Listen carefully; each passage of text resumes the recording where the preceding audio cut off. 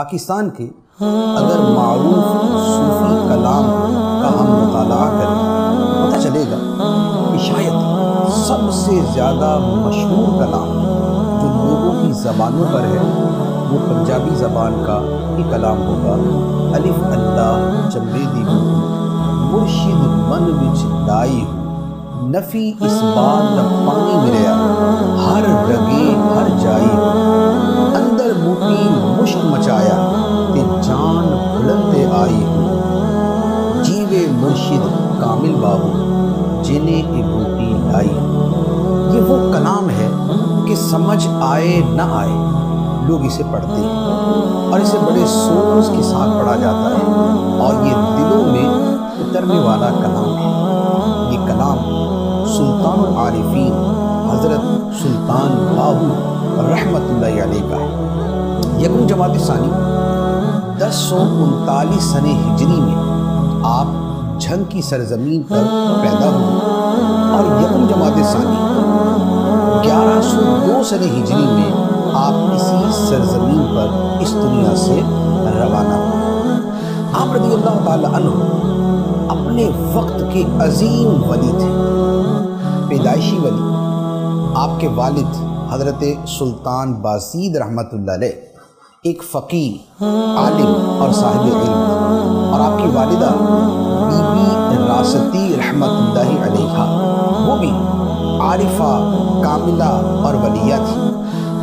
اور سلطان باہو رحمۃ اللہ علیہ کی ولادت سے پہلے آپ کی والدہ ماجدہ کو بطور الہام کے یہ بتا دیا گیا تھا کہ آپ کے ہاں جو بیٹا پیدا ہوگا وہ بڑا کامل ہوگا۔ سلطان باہو رحمۃ اللہ علیہ ویسے تو پیدائشی ولی تھے اور بچپن ہی سے آپ سے بہت سے خوارق کے عادت امور ظاہر ہوتے تھے، لیکن اس کے ساتھ آپ اپنی بیعت کا جو واقعہ بیان فرماتے ہیں وہ یہ ہے کہ آپ نے دنیاوی اعتبار سے کسی سے بیعت نہیں کی تھی، لیکن آپ کی جو بیعت ہے اس کا واقعہ بڑا خوبصورت ہے۔ آپ بیان کرتے ہیں کہ ایک مرتبہ میں نے کشف میں دیکھا کہ ایک بزرگ میرے پاس تشریف لائے، نورانی چہرہ، صاحب ہیبت، اور ان کے چہرے سے انوار کا ظہور ہو رہا تھا۔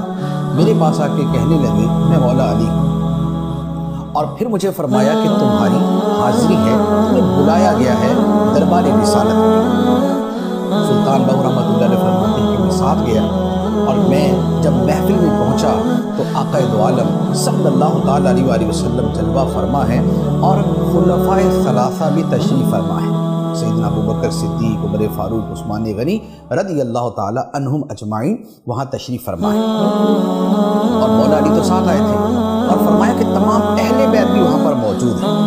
جب میں مجلس میں پہنچا تو صدیق اکبر رضی اللہ تعالیٰ عنہ نے میرے اوپر اپنی نگاہ رحمت اور نگاہ فیض ڈالی، پھر اس کے بعد عمر فاروق رضی اللہ تعالیٰ عنہ نے نگاہ فیض ڈالی، پھر اس کے بعد حضرت عثمان غنی نے نگاہ فیض ڈالی۔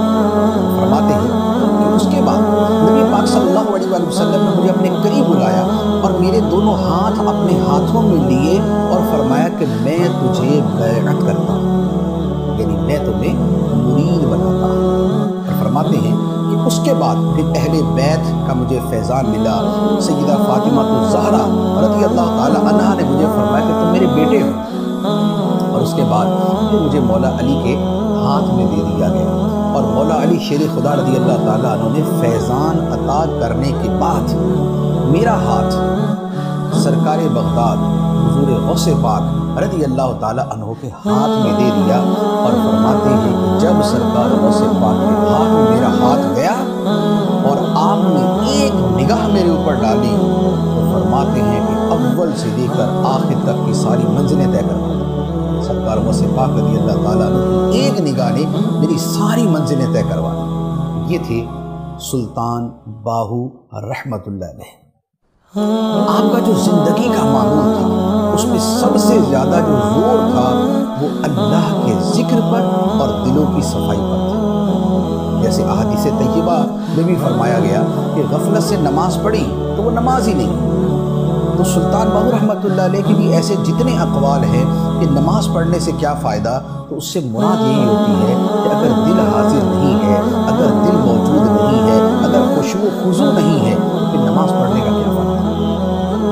فرض ادا ہو جاتا ہے، لیکن جو عارفین ہوتے ہیں وہ اور ہی مفہوم کلام کرتے ہیں۔ سلطان باہو رحمۃ اللہ علیہ کا سب سے زیادہ زور اللہ کے ذکر پر تھا، اور کیوں نہ ہو کہ رب العالمین فرماتا ہے وَاذْكُرُوا اللَّهَ كَثِيرًا لَعَلَّكُمْ تُفْلِحُونَ، اور اللہ کو بڑی کثرت کے ساتھ یاد کرو تاکہ تمہیں فلاح مل جائے۔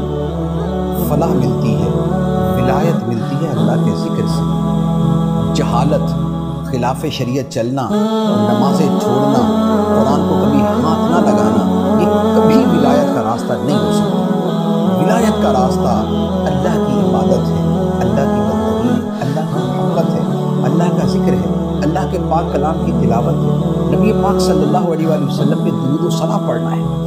آپ رحمۃ اللہ علیہ 140 کتابیں آپ نے تصنیف فرمائی، اور اس پہ بہت سی کتابیں وقت کے ساتھ اضافہ ہو رہی ہیں کہ ساری کتابیں نہیں ملی تھی، آہستہ آہستہ دریافت ہو رہی ہیں۔ اس میں کچھ پنجابی میں ہیں، کچھ فارسی میں، اور پھر آپ کی کچھ کتابیں شاعری میں ہیں اور کچھ نثر میں ہیں۔ اور ان کتابوں میں جو اسرار کا بیان ہے، جو مقام فقر کا بیان ہے، سبحان اللہ، ان کتابوں کا مطالعہ کرے تو پتہ چلتا ہے کہ اس میں کیسے کیسے جواہرات اور کیسے کیسے موتی بکھرے ہوئے ہیں۔ سلطان باہو رحمۃ اللہ علیہ نے اپنی کتابوں میں، یہ جو 140 کتابیں میں نے عرض کی ہیں، ان میں اکثر و بیشتر کتابوں میں جو تعلیمات بیان فرمائی ہیں وہ کیا ہے؟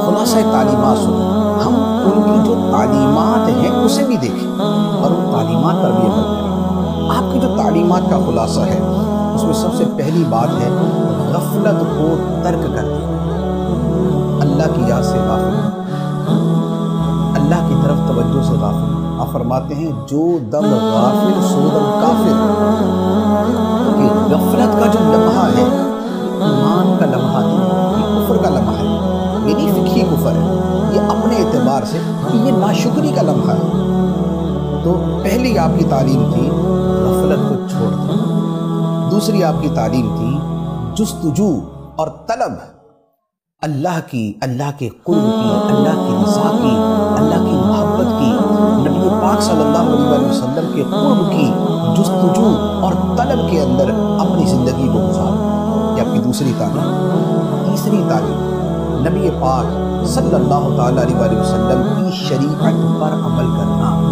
آپ یقین کیجئے کہ یہ آپ کی بنیادی تعلیمات میں سے۔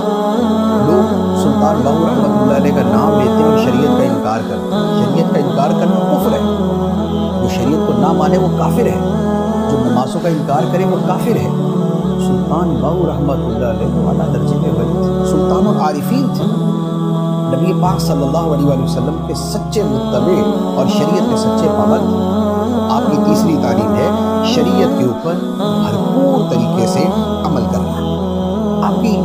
آپ نے جن چیزوں پر زور دیا وہ ہے اللہ کی خوشنودی کے لیے اللہ کی یاد میں ڈوبے رہنا۔ اللہ اللہ اللہ اللہ، ظاہر باطن، اندر باہر، ہر طرف ذکر الہی کے جلوے ہوں اور دلوں کے اندر اور دلوں کی گہرائیوں کے اندر اللہ کا ذکر اتر چکا ہو۔ اس کے ساتھ نبی پاک صلی اللہ تعالیٰ علیہ وآلہ وسلم کی سچی محبت اور آپ کے درود و سلام کے ساتھ، یہ آپ کی مزید تعلیم۔ اسی طرح کلمہ طیبہ کا ورد، یہ آپ کی تعلیم، اور قرآن مجید کی تلاوت، اسے سمجھنا، اس پر عمل کرنا۔ اور آپ کی اور بڑی خوبصورت تعلیم جو ہمارے دین کی تعلیم ہے وہ ہے میدان محشر کو یاد رکھنا، روز قیامت کو یاد رکھنا، آخرت کی فکر۔ یہ ہے حضرت سلطان العارفین سلطان باہو رحمۃ اللہ علیہ، یکم جمادی الثانی کو جن کا یوم وصال ہے، ان کے وصال ثواب